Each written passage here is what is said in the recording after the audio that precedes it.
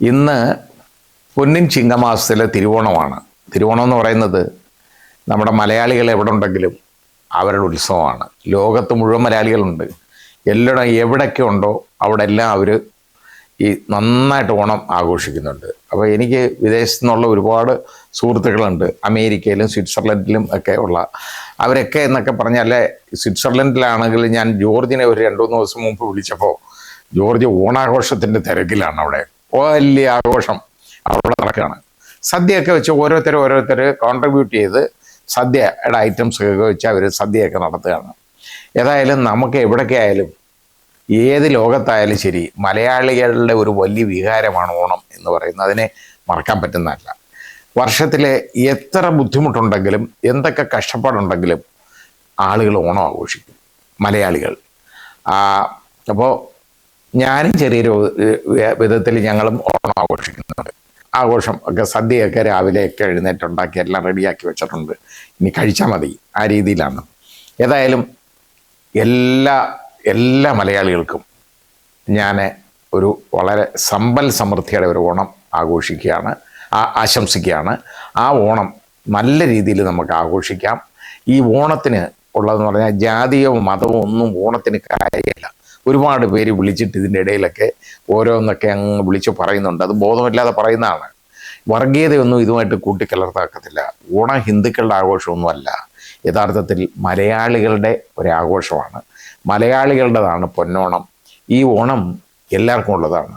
ഞാൻ ചെറുപ്പം മുതൽ ഞാൻ കാണുന്നത്, ബാല്യം മുതൽ ഞാൻ കാണുന്നത്, ഞങ്ങളൊക്കെ ഓണം ആഘോഷിച്ച് തന്നെയാണ് മുമ്പോട്ട് പോയിക്കൊണ്ടിരുന്നത്. അപ്പോൾ അത് ഒരിക്കലും നമുക്ക് മറക്കാൻ പറ്റാത്ത ഒരു വികാരമാണ് ഓണം. ഓണം ആഘോഷിക്കുന്നതിൽ ഒരു തെറ്റുമില്ല. അത് ഒരു പ്രാർത്ഥനയുടെ കാര്യമൊന്നുമല്ല. അതിന് പല ഐതിഹ്യങ്ങളുണ്ട്. ഈ ഐതിഹ്യങ്ങളൊന്നും നമുക്ക് മുമ്പോട്ട് കൊണ്ടുപോകണ്ട. ഐതിഹ്യമൊക്കെ അവിടെ ഇരുന്നോട്ടെ.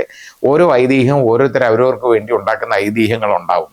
അതൊക്കെ അവിടെ കിടക്കട്ടെ. പക്ഷെ നമുക്ക് നല്ലതെന്ന് പറയുന്നത് എന്താണെന്ന് നമ്മളെ ചിന്തിക്കേണ്ടത്, ഒരു സമ്പൽ സമൃദ്ധിയുടെ ഒരു കാലമാണ് ഓണം. അതിനെ ഓർമ്മിപ്പിക്കുന്നതാണ് ഓണം. നല്ലൊരു ഭരണം അത് നമുക്ക് വേണം. അതിപ്പോൾ നമുക്ക് കിട്ടണം. അതും ഓണമാണ്. അതും ചിന്തിക്കണം. നമുക്ക് അതായത് നമ്മൾ തിരിച്ചറിയണം. നന്മയുടെ ഒരു ലോകമായിരിക്കണം നമുക്ക് ഉണ്ടാവേണ്ടത്. കള്ളവും ചതിയും അതൊന്നും വേണ്ട. ക്രിമിനൽ കുറ്റങ്ങളൊന്നും പാടില്ല. ആ രീതിയിലുള്ള ഒരു വലിയ ഓർമ്മപ്പെടുത്തലാണ് ഓണം. വിളവെടുപ്പിൻ്റെ കാലം കൂടാണ്. അപ്പോൾ എല്ലാവർക്കും ഞാൻ ഒരിക്കൽ കൂടി ഒരു നല്ല ഓണം ആശംസിക്കുന്നു. ഇനി വിഷയത്തിലേക്ക് വരാം. അപ്പോൾ ഇന്ന് ഞാൻ ഒരു നട്ടലുള്ള പ്രധാനമന്ത്രി കണ്ടു. നട്ടലുള്ള പ്രധാനമന്ത്രി എന്ന് പറഞ്ഞു കഴിയുമ്പോൾ അതെന്താണെന്ന് ഞാൻ പറയുന്നതിൻ്റെ ഉദ്ദേശമൊന്നും ഇത് കേട്ട് കഴിഞ്ഞാൽ മനസ്സിലാവുള്ളൂ. കനേഡിയൻ പ്രധാനമന്ത്രി മാർക്ക് റൂണിയാണ് ഞാൻ പറഞ്ഞത്. അപ്പോൾ അദ്ദേഹം ചെയ്ത എന്താണ് അതിൻ്റെ കാര്യം എന്ന് ചോദിച്ചു കഴിഞ്ഞാൽ, അമേരിക്ക വലിയ തോതിലാണ് പിഴച്ചുങ്കം പോലെ കനേഡിയൻ സാധനങ്ങൾക്ക് വേണ്ടി തീരുവ ചുമത്തിയത്. 50% കനേഡിയൻ ഉൽപ്പന്നങ്ങൾക്ക് അമേരിക്ക 50% തീരുവ ചുമത്തി. അപ്പോൾ ഇവരൊരുപാട് പറഞ്ഞു നോക്കി, ഇത് തെറ്റാണ്, ഇത് ശരിയല്ല, നല്ല കാര്യമല്ല എന്നെല്ലാം പറഞ്ഞു. പക്ഷേ കേൾക്കത്തില്ല. കാരണം ട്രംപിൻ്റെ പിടിവാശി. അതായത് കാനഡ അമേരിക്കയുടെ ചൊൽപ്പടിക്ക് നിൽക്കണം എന്നുള്ള ഒരു ധാരണയുണ്ട്. പക്ഷേ അത് നടക്കുന്നതല്ല. ആ ചൊൽപ്പടിക്ക് നിൽക്കാൻ ഞങ്ങൾക്ക് മനസ്സില്ല, ഞങ്ങൾ നട്ടെല്ല് വളച്ച് കഴിയത്തില്ല എന്ന് ഉള്ളത് അതായത് കനേഡിയൻ വിദേശകാര്യമന്ത്രിയും അതുപോലെ തന്നെ പ്രധാനമന്ത്രിയും വെളിവാക്കി. അവർ പറഞ്ഞതെന്ന് പറഞ്ഞാൽ ഒറ്റ കാര്യമുള്ളൂ. അവർ പറഞ്ഞ് അമേരിക്കയിൽ നിന്ന് ഇറക്കുമതി ചെയ്യുന്ന ഒരു 700ഓളം ഉൽപ്പന്നങ്ങൾക്കുണ്ട് കാനഡയിൽ നിന്ന് അമേരിക്ക ഇറക്കുമതി ചെയ്യുന്നതിനേക്കാൾ കൂടുതലാണ് കാനഡ അമേരിക്കയിൽ നിന്ന് ഇറക്കുമതി ചെയ്യുന്ന ഉൽപ്പന്നങ്ങൾ. അപ്പോൾ അവർ അതിന് ചെയ്ത പണിയെന്ന് പറഞ്ഞാൽ പാലുൽപ്പന്നങ്ങൾ, ഒരുപാട് സാധനങ്ങളുണ്ട് അമേരിക്കയിൽ നിന്ന് അവർ ചെയ്യുന്ന. 700ഓളം ഐറ്റംസ് ഉണ്ട്. ഇലക്ട്രോണിക് ഉൽപ്പന്നങ്ങൾ ധാരാളമുണ്ട്, പാലിൻ്റെ ഉൽപ്പന്നങ്ങളുണ്ട്, അതുപോലെ ഈ സ്റ്റീലിൻ്റെ ഉൽപ്പന്നങ്ങളുണ്ട്. ഇതെല്ലാം അവരെന്ത് ചെയ്യുന്നറിയോ? ഇപ്പോൾ കാനഡ ഇതിനൊക്കെ അങ്ങ് 50% നികുതി അവർ തീരുവ അങ്ങ് ചുമത്തി. പകരം തീരുവ ശരിയാവും, ഞങ്ങൾ നിങ്ങൾക്ക് 50% തരാം, പക്ഷെ നിങ്ങളുടെ കയ്യിൽ നിന്ന് ഇങ്ങോട്ടുള്ളതിനും 50% ഞങ്ങൾ എടുക്കും. ഇത് പറയാൻ നട്ടെല്ല് കാണിച്ച ഒരു പ്രധാനമന്ത്രി. അതല്ലാതെ അമേരിക്ക 50% ചുമത്ത് അല്ലെ 25% നമ്മുടെ മേളിൽ അടിച്ചേൽപ്പിക്കുന്നു. നമ്മൾ അമേരിക്കൻ ഉൽപ്പന്നങ്ങൾക്ക് 3.5% കൊടുക്കുന്നു. ഈ തോന്നിവാസം നമ്മുടെ രാജ്യത്തല്ലേ നടക്കുള്ളൂ, വേറെ എവിടെയെങ്കിലും നടക്കും?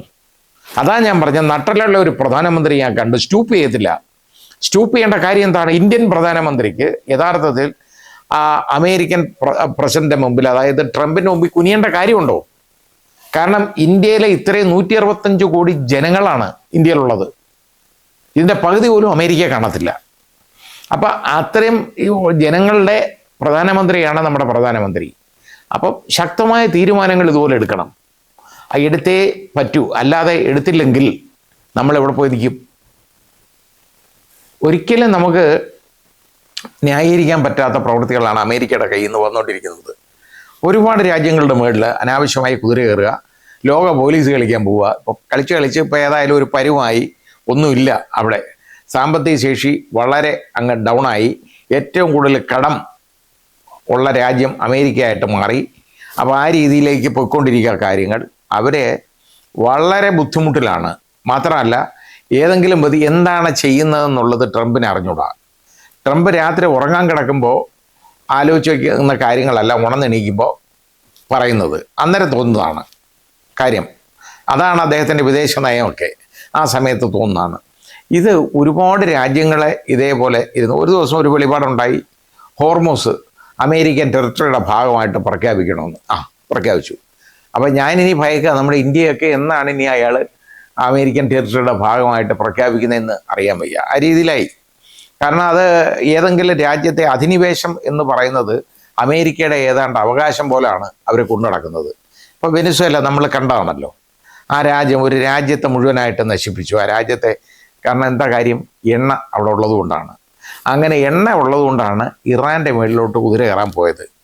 അത് യഥാർത്ഥത്തിൽ ഇയാളെ പറഞ്ഞ് ചതിച്ചതാ നെതന്യാഹു ട്രംപിന് മുന്നും പറഞ്ഞു കൊടുത്തു, ഏറ്റവും കൂടുതൽ എണ്ണയുള്ള സ്ഥലമല്ലേ, അതും കൂടെ ആയിക്കഴിഞ്ഞാൽ ലോകത്തെ എണ്ണ മൊത്തം നമ്മുടെ കയ്യിലാവത്തില്ലയോ, അതുകൊണ്ട് അവിടെയും അമ്മമാരെ അങ്ങ് ശരിപ്പെടുത്താം, ഇപ്പം ഇഞ്ഞ് പിടിച്ചടക്കാം, 3 ദിവസം കൊണ്ട് വിചാരിച്ചാൽ തകർക്കാവുന്ന കാര്യമേ ഉള്ളൂ എന്ന് പറഞ്ഞുകൊണ്ട് തുടങ്ങിയതാണ്. ഇപ്പോൾ എത്ര നാളായി? ഇപ്പോൾ എത്ര മാസമായി? ഫെബ്രുവരി തുടങ്ങിയതാണ്. March, April, May, June, July, August, September, 7ാമത്തെ മാസമാണ്. എന്തെങ്കിലും നടക്കുമോ? ഒന്നും നടക്കത്തില്ല. അവരെ ഒന്നും ചെയ്യാനൊക്കത്തില്ല. കാരണം അവരെ ഇനി പറയുമ്പോൾ ഇപ്പോൾ പോകുന്നത് എന്താണ്? അവരുമായിട്ട് വ്യാപാരമുള്ള രാജ്യങ്ങൾ, അപ്പോൾ തുർക്കിയുണ്ട്, അതേപോലെ തന്നെ ചൈനയുണ്ട്, അത് പിന്നെ UAE ഉണ്ട്. ഇവരൊക്കെ ഇറാനുമായിട്ടുള്ള വ്യാപാരമുള്ള രാജ്യങ്ങളാണ്. ഇനി ഇവർക്കൊക്കെ ഒറ്റപ്പെടൽ, ഇറാൻ്റെ ഒറ്റപ്പെടൽ ഇവർക്കും അനുഭവിക്കേണ്ടി വരും എന്നുള്ളതാണ് അടുത്തത്. അങ്ങനെ പറഞ്ഞുകൊണ്ടിരിക്കാനേ ഒക്കുള്ളൂ. അപ്പം ഇതുപോലെ തന്നെ ഇപ്പോൾ കനേഡിയൻ പ്രധാനമന്ത്രി പോലെ നട്ടലുള്ള നേതാക്കൾ ഭരിക്കുന്ന രാജ്യങ്ങളുണ്ടല്ലോ, അവർ ഇതിനെയൊക്കെ ചെറുക്കും. അവർക്ക് ചുങ്കം ഏർപ്പെടുത്തി കഴിഞ്ഞാൽ അവരും അതുപോലെ പകരം അവരങ്ങ് ഏർപ്പെടുത്തും. എന്ത് ചെയ്യാൻ നോക്കും? 700ഓളം ഉൽപ്പന്നങ്ങൾ അവർ ഇറക്കുമതി ചെയ്യുന്നുണ്ട്. അതിനകത്ത് അങ്ങനെ അമേരിക്കയുടെ വ്യാപാരം തകരാൻ പോവുകയാണ്. കാരണം ഇനി ഞങ്ങൾ അങ്ങോട്ട് കൊടുക്കുന്നില്ല എന്ന് പറഞ്ഞാൽ കൊടുക്കണ്ട, പിന്നെ എവിടെ കൊടുക്കും?